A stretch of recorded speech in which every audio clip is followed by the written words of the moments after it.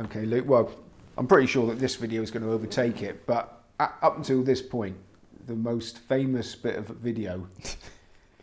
I know what you're going to say. You, Barney Curley, and John McCririck. Now, tell us a little bit about that. Well, I'll tell you the story. Right. So Barney, I can't even remember the name of the horse, but Barney had a horse running, and it was, I don't know, it was a 6-4 shot, something like that, and it drifted out to 3 or 4, 5-1, whatever.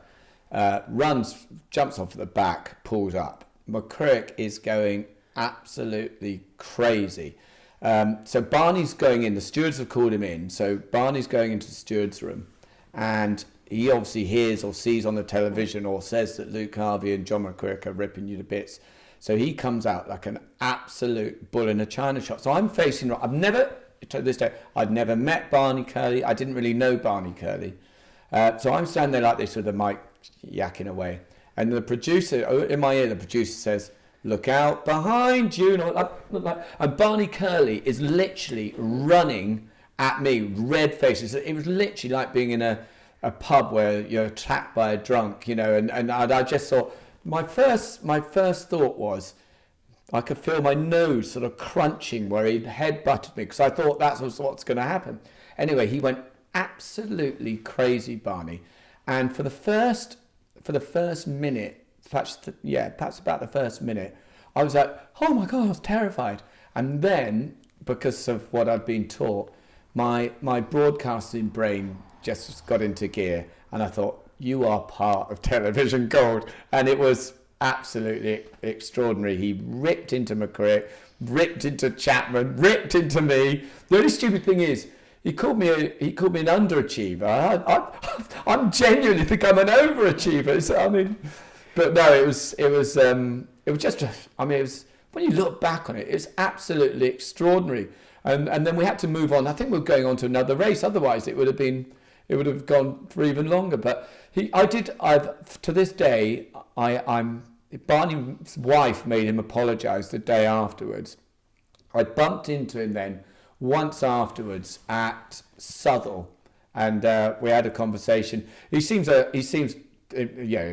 obviously that the fire paper was lit there, but the touch paper, but he seemed a very nice man, and to be honest, I've got a lot of respect for him, you know, for what he did in racing and how clever a man he is. But on that occasion, I was terrified. There's a few people. How did he save John's bacon? Well, that is an interesting one, isn't it? And one that John's never actually answered. But no, I don't know. He ripped into all of us. Chapman and McCririck got the most of it. But I don't know. But it's good, isn't it? And the other one is, if you look at the video again, you look in the background. It was at Folkestone. You can see Bob Cooper from out the race. He's sort of looking like this in the background, cackling away. But no, it's something people won't forget in a hurry, that's for sure. One of my fondest ambitions is to get Barney where you are and ask him about it myself, but so far he's proven to be elusive. No surprises there. So this morning you've been riding out. Why on earth do you ride out? You're a made man now. No, I'm made man. Look, I ride out, as I said before, some of my former weighing mates don't ride a horse anymore. I ride a horse every day of my life, which I have done for probably 45 years. I'd say I've ridden a horse every day. I ride out in the summer when my pointers are out in the field. I ride out for Nicky Henderson. If I'm up at York, I ride out for Richard Fahey. I love it. Horses, you know, whichever sort of way, whether you're a flat racing man, jumping man, whether you like betting on a horse, whether you just like the horses. My overriding feeling about racing is I just love the horses. That's what I do it for. I just like the challenge of getting that horse to run faster than the others. If I had to do something, if I won the lottery tomorrow, I would train. That's what I am. I'm a frustrated trainer, but I haven't got the mental capacity. I drink enough to be a trainer. I sleep with my staff. I'm ideal, aren't I? But I don't know if I could cope with it mentally. I really don't. I had this old horse called Nawal that I got off Peter Cundall, And I was so terrified all the time that things would go wrong with him. I'd be lying in bed, then I'd get up in the middle of the night and go and feel his legs. I was just absolutely desperate. Anyway, the day before, he ran in a few points, didn't run very well. Then the day before, he was running in a handicap chase at Toaster. And I'd been to barbecue the night before. And I don't know about anything else. I couldn't even remember that I owned a horse, let alone anything else. So I didn't even get him in out the field. So I left him out in the field, hadn't given him his proper food or what have you, dragged him in out the field the next morning, took him to Toaster, and he broke the track record. So it just shows you what it's like, but I'd love to train. Now, pointing is something that is very close to your heart. You're still very much involved with it. Do you want to talk a bit about that? Yeah, pointing is absolutely brilliant. I've got one pointer this year. I had two last year.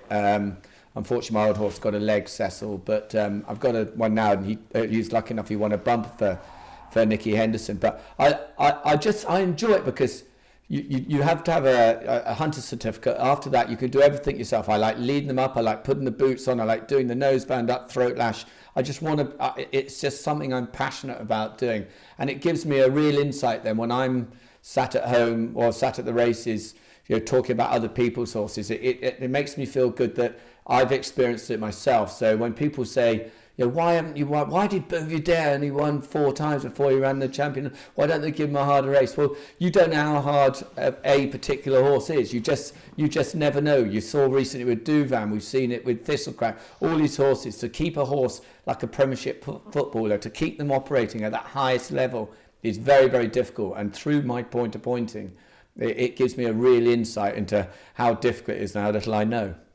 Now, you were telling me earlier you got a few stories that you want to relate, Dodger McCartney being one. Well, yeah, bookmaking quite often, more so these days, it's looked upon as a dirty profession, having a bet, people, wherever, you've got to gamble responsibly, quite rightly so. But, when I was growing up, Dodger McCartney was a man.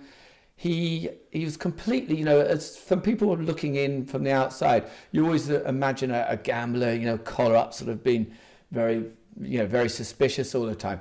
Dodger was a larger than life character. He was at every race meeting. He knew all the trainers. He knew all the jockeys. It was never shunned upon that if you spoke to him. And do you know what? He never ever, well, perhaps it was just me because I was such a bad judge, but he never ever asked me for a tip.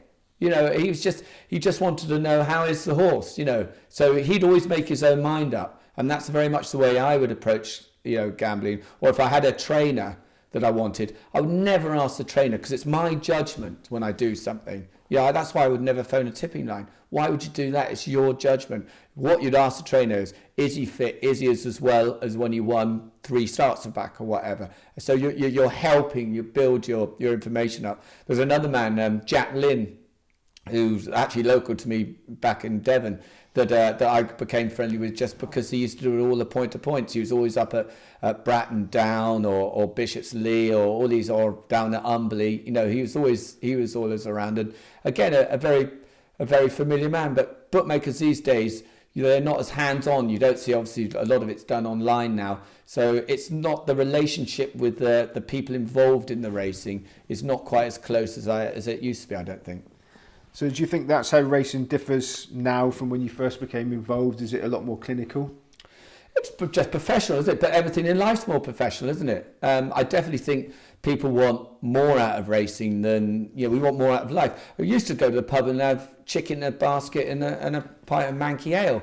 Now it's all gastro food, and it's fantastic. And it's the same now. I think at the races, people want more. They want more out of life than just 7 horse races. I know people whinge about the pop concerts and things, but it was great at Champions Day when they had a family enclosure explaining the Pony Club were there, and all these different things. I just think we want and need more out of life now. Now, you've got a great presenting style. I'm sure it would lend itself to anything, but you're obviously totally in love with the game, racing. Can you imagine ever working outside the racing industry? I would quite like to. I think if you can interview someone, it doesn't really matter if you're talking about grapes, potatoes, horse racing, football, whatever, that you're asking very similar questions. What happened? How did it happen? Why did it happen? That sort of thing. So it doesn't make any difference. I wouldn't mind. I mean, but why move from something I'm passionate about, horses and racing? So why would you change tack? But if the opportunity arose, I certainly wouldn't be turning it down. That's for sure. I'm quite So surprised. you think you're dancing on ice, are you? Well, yeah. that lasted about the same amount of time as my marriage. That did. Oh dear, you throw me off. So you quite surprised me earlier when you said that you'd love to be a trainer. But I mean, you're a relatively young man. There's a lot of time left. Is it not something you think, right, I'm going to bloody do that because you've done everything else? No, I don't think so. I enjoyed doing it, but it's racing's got very Premier League now. The bigger trainers are getting bigger. The small trainers are okay, but the middle tier ones, they're all struggling. The good thing is when I go out and do my job, I'll go and work for At the Races, go and work for ITV. I bill them, I get paid at the end of the month. As a trainer, sometimes your owners aren't paying you for 3 or 4 months. It's, I haven't got any hair to pull out, but it's a frustrating job. You're trying to do the right thing. People are criticising trainers for running horses in certain races, and perhaps the owner's got a box there and he wants to run his horse. It's his horse, he can do what he wants with it. So, it's a really difficult profession. But yeah, I would love to do it. I'm obsessed with everything. If someone said to me, if you put a banana in your horse's ear, it'll make it run faster. My horse would have a banana in its ear. But I try every single thing. I just try anything. My benchmark is Nicky Henson. Whatever he does, when I ride out there, I feed exactly the same food as him, exactly the same hay. He steams his hay. I do that, and I try and copy what work he does as well. So if he's a champion trainer like him or John Gosden or something, and you didn't try and do what they do, you're mad.